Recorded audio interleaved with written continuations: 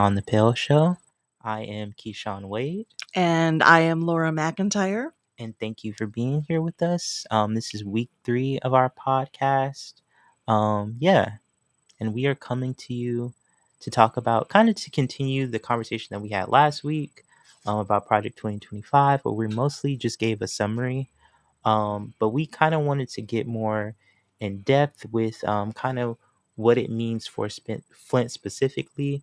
Again, we gave a summary. We kind of touched on some aspects of Flint and kind of what this means locally for us, because this is like a federal, state, and local um, decision making thing. But yeah, we just wanted to get into that a little bit more in depth, and kind of as a community put together um, some understanding and some knowledge around what we can do to fight against it.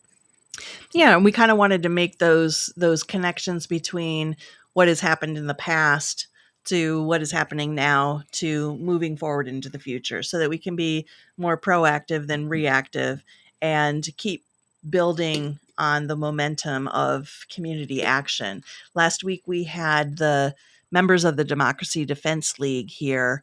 The Democracy Defense League was formed slightly before the water crisis to counteract the financial emergency manager law. And that is something that we actually really need to delve into, the way that it's connected to Project 2025, the way that it's connected to what has transpired in Flint, to the water crisis, and to implications beyond. Just briefly, financial emergency manager law takes over a municipality or a school district if it's deemed financially insoluble or struggling. It's very loosely defined and allows the governor um,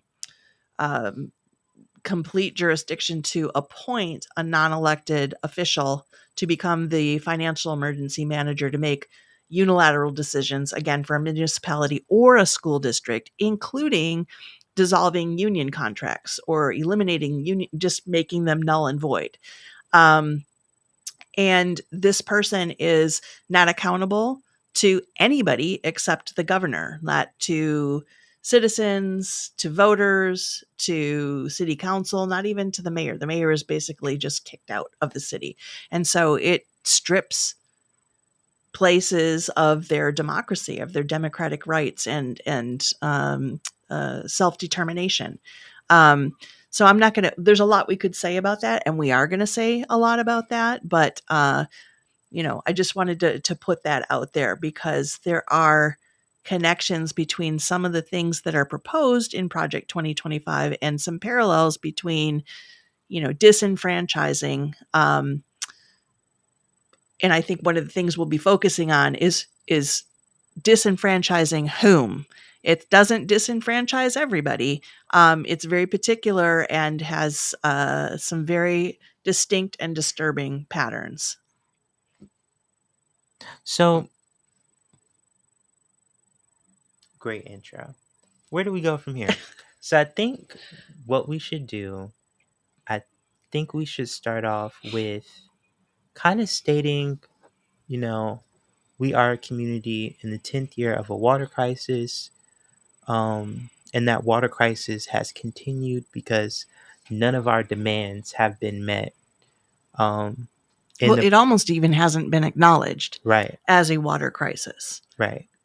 So there's been this really lack of accountability And denial. and denial that has taken place um, over the last, I would say, well, since the very beginning. But I would say that there has been a movement to deny uh, the severity of the Flint water crisis, to deny the reality of the Flint water crisis over the past. I would say I first started seeing like a lot of it in 2016, 2017. What would you say? Yes, in terms of the water crisis. However, as we were alluding to the Democracy Defense League, it did start before the water crisis because it was addressing the financial emergency manager law. So I remember 2011, 2012, leading up to that, we were saying if these economic, political, environmental conditions are not met or they're not addressed, then something bad is going to happen. And then lo and behold, you had babies getting exposed to lead or being lead poisoned. And it was, a lot of people mentioned that it almost seemed like it was out of a comic book, like, Mm-hmm. Almost like a villain came in and, poisoned babies. And in a way, that allowed us to get recognized in some senses. I mean, it was a horrible, horrible thing to have happened and to continue to happen. But on the other hand, without the eyes of the world, without attention being brought to that, we might have been exploited and taken advantage of even further. Mm-hmm. Sorry, I'll be right back. What are you laughing about? Claire's here. Oh, okay. So last week we did have members of the Democracy Defense League, and our fearless leader Claire McClinton, who is one of the co-founders, is downstairs, and we kind of always joke around. She's on Claire time, and that's perfectly fine with us. She was very instrumental in organizing a lot of the rallies and the recognition of what exactly the financial emergency manager law was and what the implications would be. So, and has never given up fighting. And it still is one of the demands that continues today. Because one of the things we were talking about last week is that this isn't just isolated to Flint, Michigan. This is a microcosm of what else is going around in the country. Every city should be concerned about its water. Every city should be concerned about its infrastructure. Every city should be concerned about the effects of neoliberal policies that have been happening over the past couple of decades and what it's doing to people. So when we were talking earlier, I got the quote wrong. So maybe Keyshawn, what's the quote? Go ahead. Flint. America is 1,000 Flints. Yes.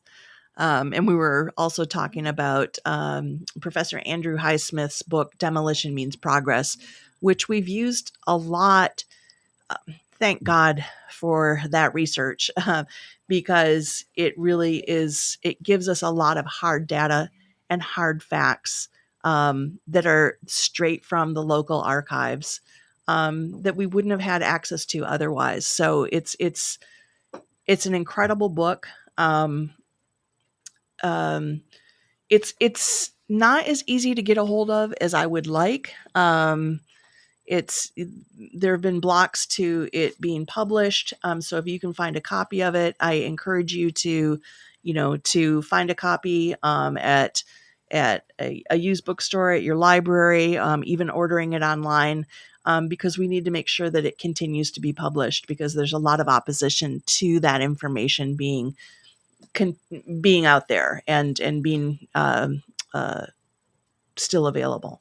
Right. And I think, and that quote comes from the book. I think he quotes somebody who said that in the book, kind of towards the end, about Flint, or America being 1,000 Flints. And that just speaks to, I think, the significance of Flint in a lot of America's history, but also kind of the relationships between the people and the owners, the workers and the owners.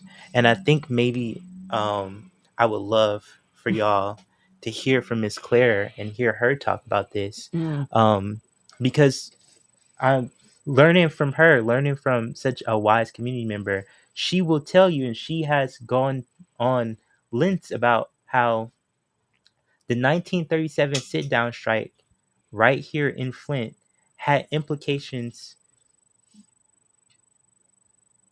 beyond what you think it had. It has implications to the very social fabric that we exist in today. I mean, the 8 hour workday, the eight. I'll let Miss Claire take it from here. No. Oh, sorry. But yeah. We need all the voices. Yeah. But absolutely. I mean, that's one thing that she's been very outspoken about, and other people in Flint too, because we're very proud of our history. We are the birthplace of General Motors, of the sit down strike. Now they, interestingly enough, they raised the factory where that strike took place, even though it should have been a historical monument. And that's also indicative of what happens in this city. You wake up one day and the building is just gone. Your history, your memory is just gone. We had um, oh, and I wish I could. I'm getting a blank. We had one of the first um, black owned funeral parlors in Michigan. And it was I believe, on University Avenue. And we were really trying to get it designated as a national monument. We had an art project going on there. We had Thanksgiving gatherings there. We showed movies. And then one day we just woke up and it was just gone. I mean, it had just vanished. It had been obliterated. And that's not uncommon around here. Talking about erasing our past, erasing our history. And, one of the reasons why it's important to keep telling these stories, to keep these memories going, and to get this information out there. Right. Yeah, if we could have Miss Claire talk about the implications of the 1937 sit down strike, that would be wonderful. Or anything, really. Well, thank you for having me. And this is a wonderful opportunity for some alternative news and some real news and some real political education. And I just want to say that the 1937 sit down strike um, inspired the labor movement around the world, not just here in the United States. Um, and we'd like to talk about the workers who came from all over, but it's in particularly when we talk about African American history here in the city of Flint, we're talking about those who came from the South, and the labor movement was responsible for people to feel like they had come to the promised land. I mean, they came to got out the fields, got away from the terror of the Klan and all of that was going on in the South, and they came up here for good jobs, and the union movement was responsible for a lot of that. But I just want to say that we have to take time to study and look at the victories that we've had and how those victories impacted our community and indeed the world. Uh, the 37 sit down strike inspired workers all over the world to get into union organizing. So we got something to be proud of, and we have to turn to that and rely on that, because the challenges we facing in the future are monumental, and we got to look at that history and learn from those experiences to go on and fight what seems like we're in a bigger battle. I mean, we're talking about, we had a great podcast on Project 2025 last week, and we got to continue talking about that, because we went through the emergency managers. We went through the resultant, let me say that again, the emergency manager and the resultant water crises, the COVID, and all this stuff. And now it's up on us in Michigan to teach the rest of the nation what dictatorship looks like, because many of us was in the trenches, beating the pavement, pounding the pavement, going to different cities, getting signatures to overturn the emergency manager law. And Project 2025, as we've said, is like emergency manager on steroids. the decision by the United States Supreme Court to grant immunity to the president, that he cannot be criminally charged or held accountable for any crimes, it should that's just horrifying. Everybody should be scared to death that you could put someone in office and they can do whatever they want and they can't be charged. That's emergency manager on steroids. We can tell you Those are all the, about that. yes, Right. we ask us what that looks like. An executive leader not being held responsible or accountable for actions taken while in office. Oh, Rick Snyder. At the end of the day, it was made to be a fact, even though they went through the charade of courts and everything. But all the charges were dropped against the operatives. Even the Starting, misdemeanors. yes, they couldn't even hold them up to a misdemeanor. So They could, but they chose not to. yes, well, it how it ties in with the president is that you can do whatever you want to the people and you can get away with it. And You don't have to be held accountable. And I just want to add, DDL and others who organized against the emergency manager law in 2011 and 2012, they were successful. Voters voted to repeal emergency manager law in November 2012, and repeat legislation was signed in by Rick Snyder and his administration 4 months later. If that's not dictatorship and erosion of democracy, what is? If the will of the people are not being listened to, well, the will of the people is being listened to and blatantly ignored. I mean, they heard us loud and clear. Make no mistake about that, because we were talking before about how this is by design. Mm-hmm. So the blueprint is out there, the design is out there. This is going exactly as it has been planned. Similar to Project 2025. If anyone is surprised by any of the elements of Project 2025, they haven't been paying attention in the last couple of years, last couple of decades. And for those of us who are older, like we located, some of the things that had made it possible for us to get to something like Project 2025. The warning signs that the workers' movement, the unions, people have been protesting and fighting against for literally decades. But we've made some strides, we've made some advancements, but we have a long way to go, and we can't give up. And I think that's one of the things that that Keyshawn is inspired.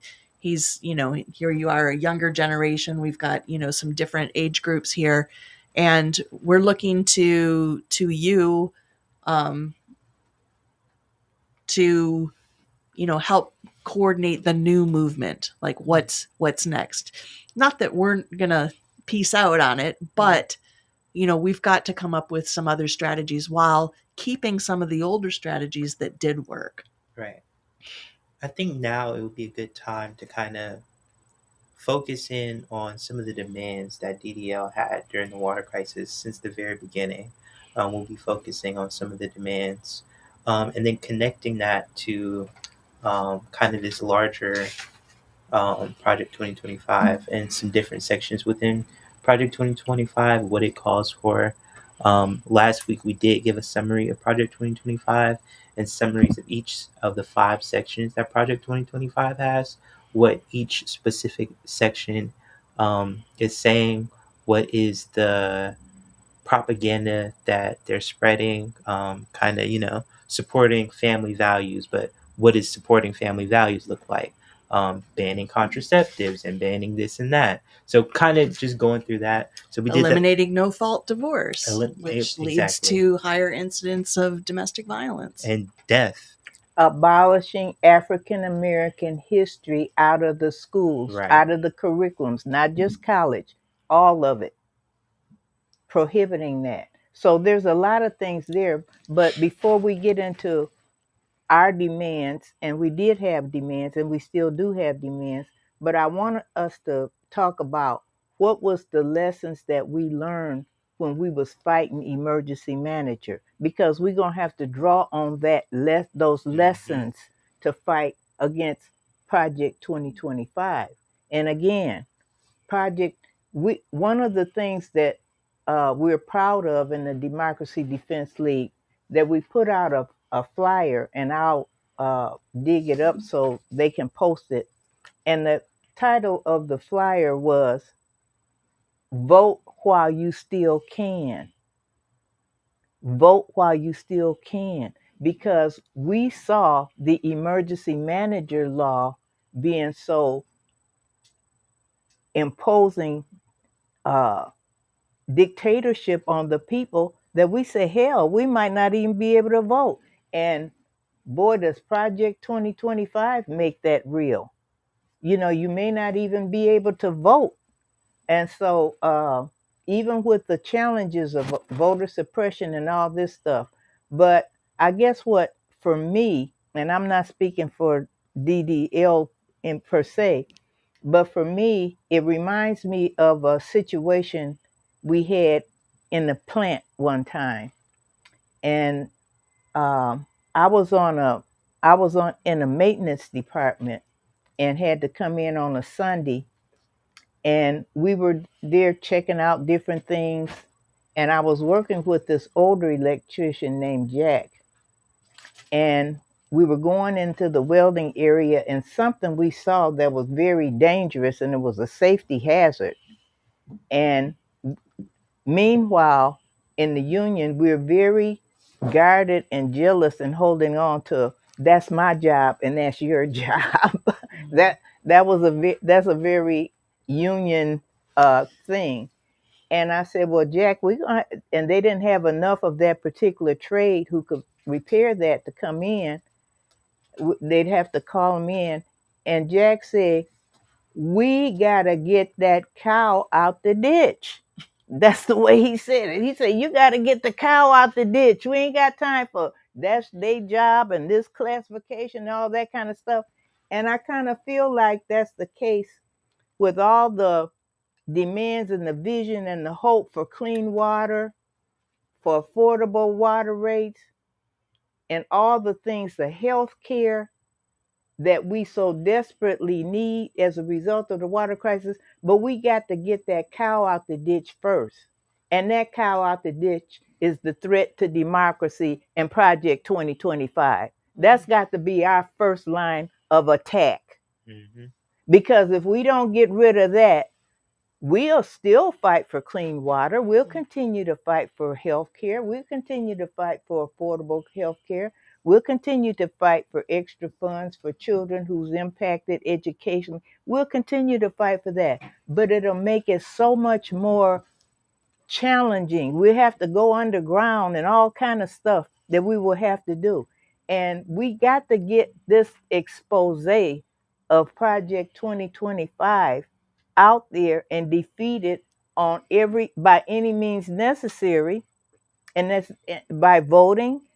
We saw where there were some groups in other cities calling for a national day of protest against Project 2025, and we got to continue to educate the people about this. We got to get that out of our way, because that's a high hill to overcome, to fight for clean water, to fight for housing or anything else. So I wanted to share that, my perspective on that. But I also wanted to share that when we were fighting emergency manager law, so many people that you wouldn't think, people that you would not believe, entered into that fight. We had Democrats, and I'm going to clarify that too. We had Democrats, we had Republicans, we had Libertarians, we had Green Party, we had Socialists, we had Communists. We had some of everybody fighting against, because people were so shocked that our democracy, people around the state of Michigan in those little bedroom communities along the lakes, our Great Lakes, those communities, they saw what happened, that they went in and stole the property in Benton Harbor through emergency management. And people around the state were like, you ain't coming into our community taking our land. And so the fight for democracy was so intense and so shocking because, and I know others who went out and got signatures can tell you, when we put that signature in front of people and say, this is what the emergency manager law say, they can do this, that, and other, and people will say, they can't do that. This is what the law says, my friend. And we got signatures. You couldn't assume only certain people would sign that. But I want to say that with Project 2025, I'm quite sure, and we're seeing signs of it, that people from out of the woodworks and out of nooks and crannies of this country is going to come out and say, oh, no, no, no, no, no. I think one example, and Laura, you can share this. We shared an article about them trying to eliminate the Department of Education and that little rural community. If you recall, you can share that. Yeah, I mean, you had a community who you wouldn't necessarily think would be up in arms about privatization of maybe other assets or resources, but when it came to being stripped of being like a parent and having input into where your children were going to be spending their time, what kind of curriculum was going to be, offered to children, and even the idea of education as a right, that we need to be educated, that we need to have an educated populace, I think is kind of like instilled in us and ingrained. You could sort of take it for granted in the fact that it could just disappear.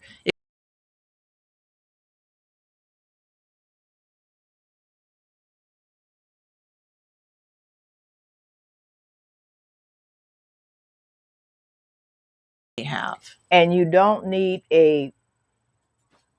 you got Project 2025 as a almost 1,000-page document, but when they say they're going to eliminate Department of Education, those rural communities, they're like, hey, we don't have no private schools out here in the boonies. All we got is our little public school. So this issue is going to resonate far and wide, but in Michigan, I think we have a special responsibility to help generate and lead on fighting against this, because we've had a little experience, if you will, with dictatorship and with the government. Some of the differences is with the emergency manager, they selected which cities they wanted to impose dictatorship. Right. They didn't do it to the whole state. And and this is a big difference, all of the people that resisted emergency manager were grassroots people. When I say they were Democrats, Republicans, and all that, but it wasn't their parties that did it. The Democratic Party did not help us. Do y'all hear what I'm saying? The Democratic Party did not help us get rid of emergency manager. But with Project 2025, they're grabbing onto that issue as a party, and excuse me for being cynical, they're grabbing onto it because they want to win the election. We're grabbing onto it because we don't want to live under fascism. Right. Mm-hmm. And so the paths will cross, but we had no help from the Democratic Party establishment. It was all grassroots, and in fact, they helped obstruct it. They were part of the problem. Well, in a lot of cases, they did just enough. They voted against it, but they didn't fight to repeal it. And as a matter of fact, like you say, it's still on the books now. We got Democrat governors, Secretary of State, Democrat Attorney General, Democrat majority in the state Senate, state House. Why is that law still on the books?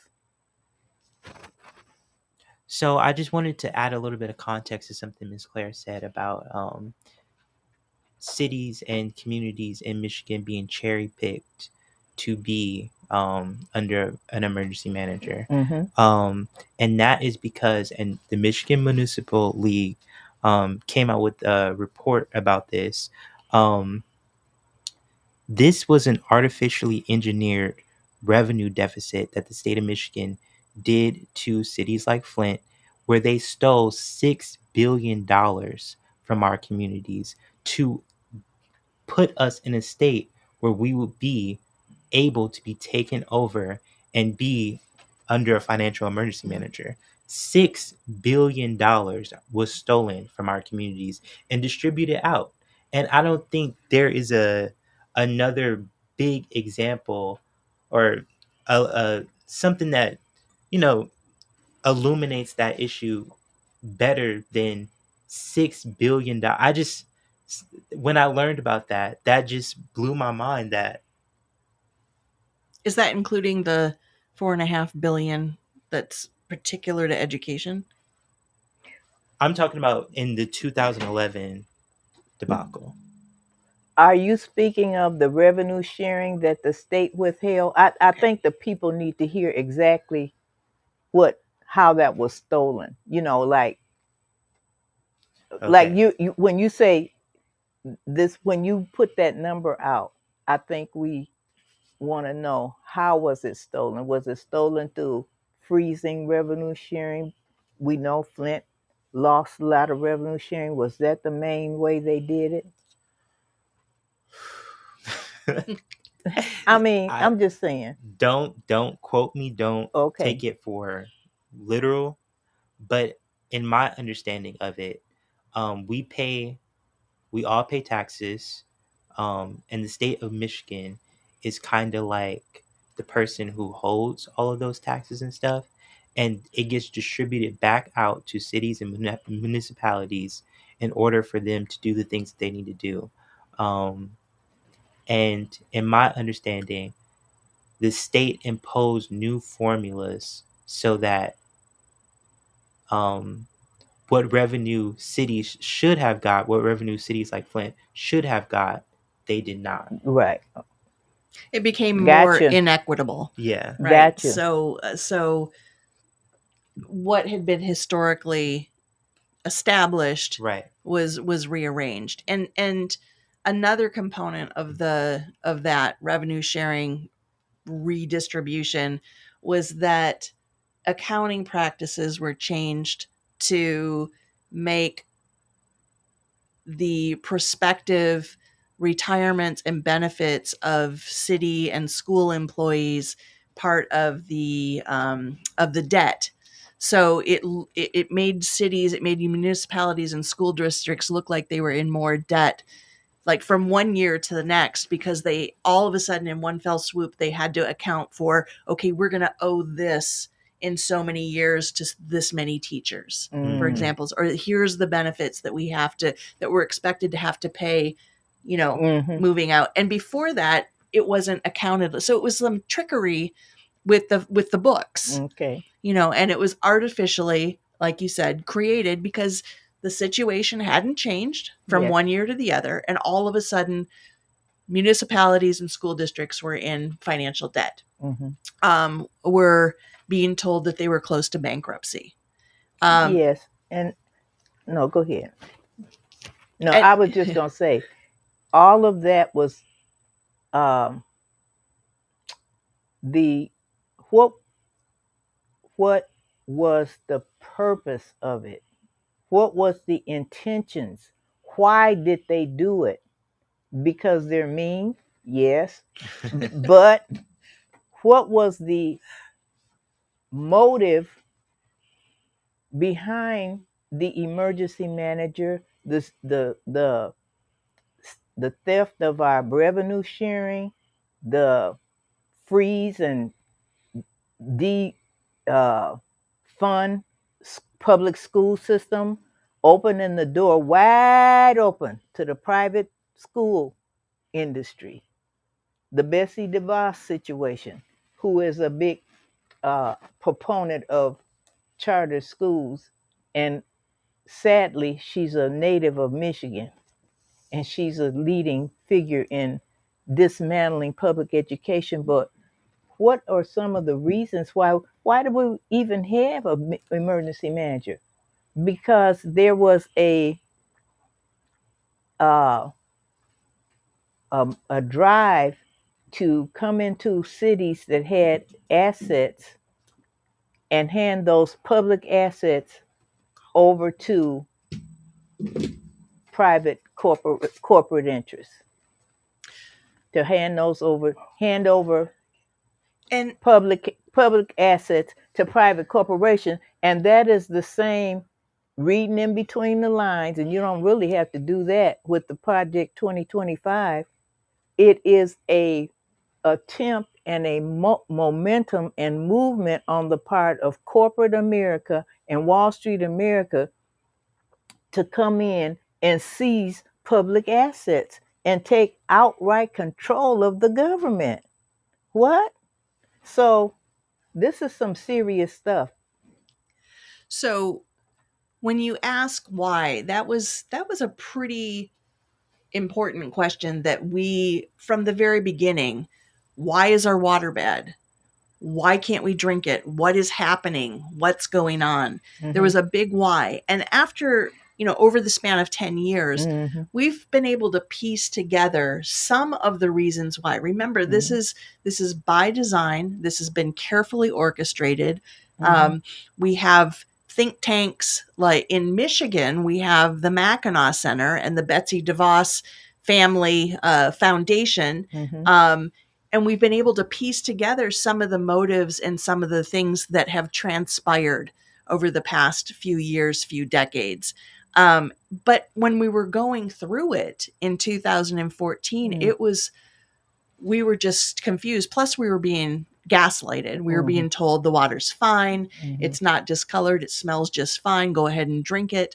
And I don't remember if it was you, Claire, who had the analogy that we've got like an 1,000-piece puzzle that just got dumped out on the table, and we're trying to like flip over the pieces and put all the pieces together. That wasn't me, but it's very good. All right. Well, you can have that. But what we've found, we've got frontline investigators, ProPublica. We have Dr. Louise Seamster at the University of Iowa, who wrote a book on Benton Harbor, Dr. Highsmith, who wrote Demolition Means Progress, and other scholars, journalists, who have documented some of the reasons why. One of the things that we did find out is that we had a disproportionate stake or claim in the Great Lakes, one of the largest freshwater water supplies in the world. Absolutely. And Flint, as a city, as a municipality, had a claim to that, which we no longer have. Well, and so we do not have the same claim that we had at the beginning. Correct. I agree with that. And that's one of the resources. You talked about privatizing public resources. Water was one of those resources. Education is one of the resources. Land. You talked about Benton Harbor. There was a public park that the Whirlpool Corporation was allowed to just have. A lot of resources were given away or sold for sometimes literally $1. And we've been able to piece together some of those reasons, but the whole picture still isn't very, very clear. But like I said, because a lot of this is kept in the dark and is kept secret. Now, compared to Project 2025, you have the Heritage Foundation, which is another think tank that has poured billions of dollars in resources into creating this so-called project, this agenda. And there's a lot of people working very, very hard. So I think one of the points that we talked about last week was that we may not have those resources. We don't have that think tank, but we've got other resources as communities, as activists, as having, each other. What are we going to do to, combat those things that we don't have? And I want to pinpoint Project 2025 had a budget of $22 million. Mm. Oh, I misspoke. I said billions. Yeah, I'm sorry. getting Yeah. all excited. Yeah. Well, I'm appreciating this conversation, and we're looking for that Flint social justice DNA to re-emerge, and it's kind of been we've been beat up so much. I think we kind of got we need a little R&R or something, Mhm. because Well, we've but been lead poisoned. We've been exposed to some environmental but we still risks. got that social justice mindedness, and that's one of the things that it wasn't just that the workers in Flint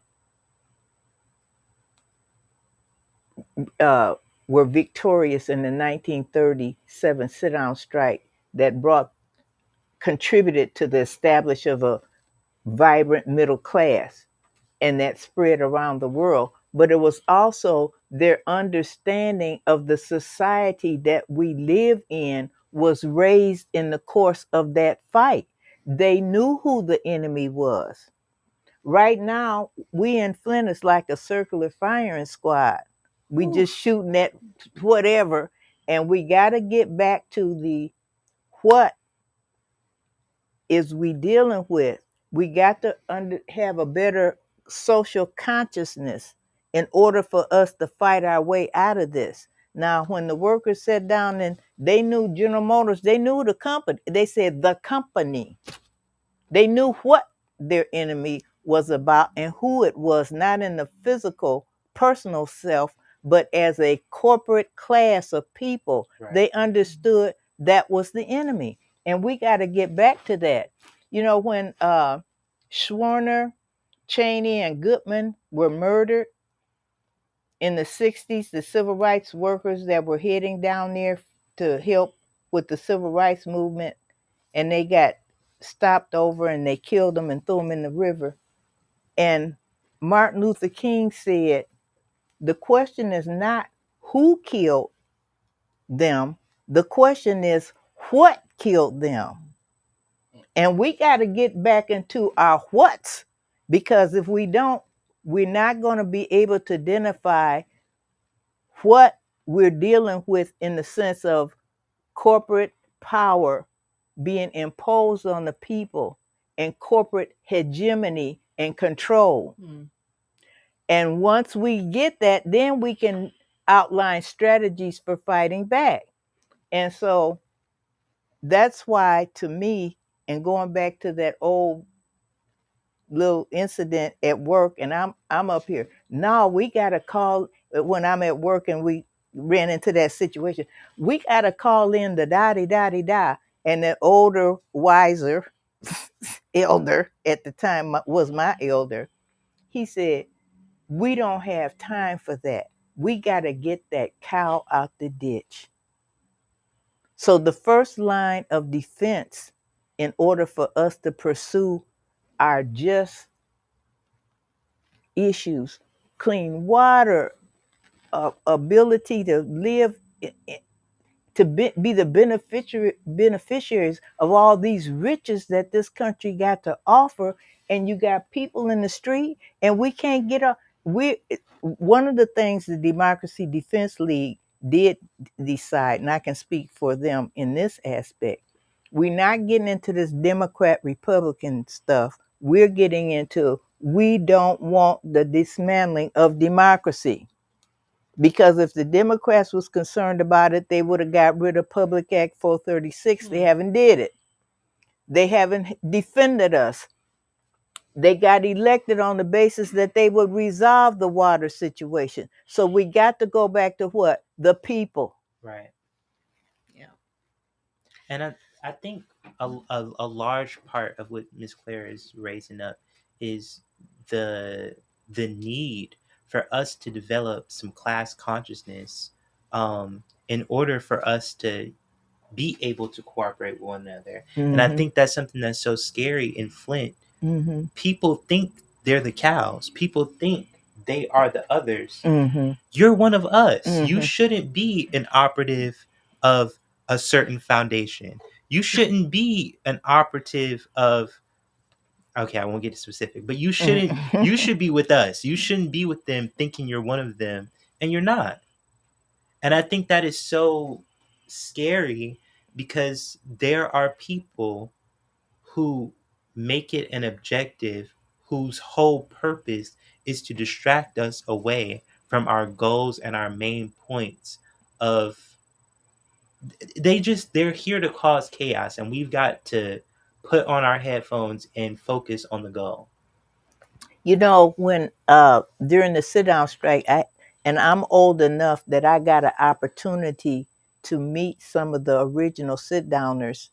You know, I was like in my 30s, they was in their 70s, and you know, most of them has passed on now. But one of the things they shared with us was down in Chevy in the Hole when they got ready to shut down the plant down there. I can't remember which one. And they and the union had been organizing all for quite some time, and they were at the point they was ready to shut down the plant. So they had a big meeting in the cafeteria, and they said the union organizers said anybody who don't want to participate in the sit down strike, you can leave now. And a lot of people left. And the ones that stayed, they shut the plant down, locked the doors, and secured the plant until the strike was over. But we don't have such little simple thing. You know, people don't see, and today you can't find none of those people that left the plant and didn't participate. When the victory was won, they all was all of them was in the. I was in the city. You know, so that's how that go. You know, but There's a Boondocks episode that shows one of the characters who Yeah, the grandpa the grandpa lied about being in the civil rights movement. He was outside of the movement the whole time. entire time. And he was like, I had to go get my raincoat. And so that's like a but it would be so simple. The reason I brought that up, it would be so simple if we could say, okay, all of y'all that don't want to be a part of making life better for ourselves and our children, y'all leave now. I wish we had that, but we don't. We got people that's playing and pretending and diverting and obstructing, and they had that back then too. They had uh, uh, uh, company snitches and all that kind of stuff that they had to deal with. But what I'm saying is, once we get our focus on what we're dealing with, and we agree on how we're going to begin to initiate the battle, and it's going to be a big battle because with Project 2025, it's going to affect millions of people. And once we can help identify what we're dealing with and people get engaged, it's going to be easier to sift out the ones that's not.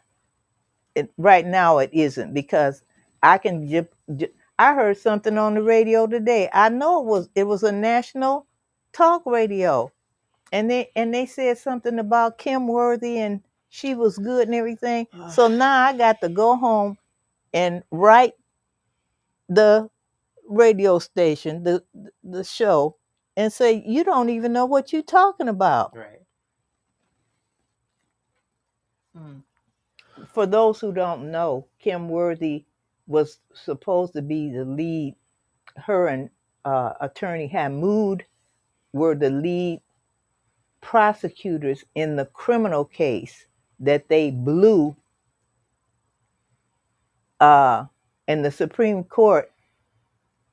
9 Supreme Court, isn't it 9 on the Michigan Supreme Court as well? Is it 9 Supreme Court justices that threw their case out? Those Supreme Court justices don't even agree on the time of day, but they all unanimously agreed that one-man grand jury is not, we can't. So I'm just saying. Well, I want to thank everybody for participating in this conversation today. If you left a comment, if you watched a little bit, I want to thank you.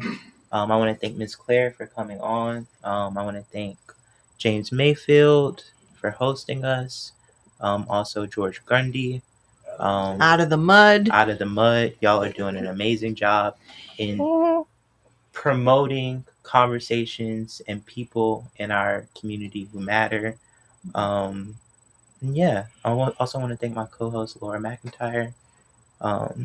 And hopefully we'll continue these conversations. We'll continue to build as a community some ways of resisting and some real action. We've got to take these conversations and turn them into actions.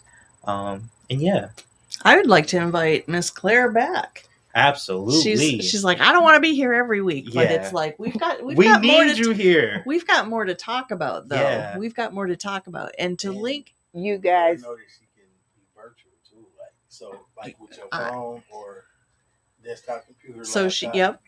We okay, can send you a link wherever you at, Flint. because I might be in the Bahamas. No, Yeah, I'm we- just So we can send you a link and you can put your face and you can engage without having to actually come to the studio. because you're such a talented technician, Mr. Mayfield. That's I'm why. figuring it out. All right. Yeah, no, this is absolutely fantastic. Yep, and so we were planning on doing this Beyond the Pale podcast every Wednesday around 3:30, give or take. Yeah, we're gonna come back next week. Any idea of what we're gonna talk about next week, or is it just to be continued? To be continued. To All be right. continued. Sounds good. All right. Thank you, everybody, and until next week.